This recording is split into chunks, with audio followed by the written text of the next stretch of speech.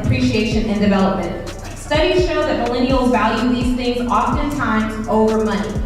But as HR professionals and company leaders, what does that mean for you? Especially when you're on the front line of attracting new talent, bringing in new talent, how do you showcase that your company can give them those things? How can you apply it? How can you actually build that into the culture? And better yet, what do you do with the millennials you have now?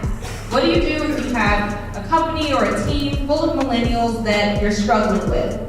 The biggest mindset difference I see between millennials and other generations is millennials see positions as jobs versus careers.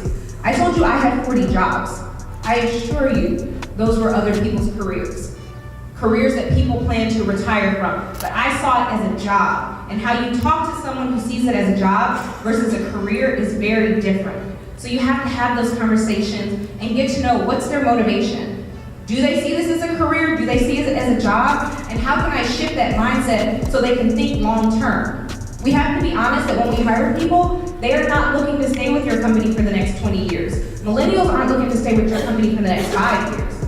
It doesn't mean that that can't change, but you have to be proactive in having those conversations, getting to know them and understanding their mindset so that you can start to change it and you can start to address it. And with conversations like this, when they're done effectively and frequently, you can build that trust, build that loyalty, increase their productivity when you're talking their language and getting to know them, and ultimately you will end up increasing retention.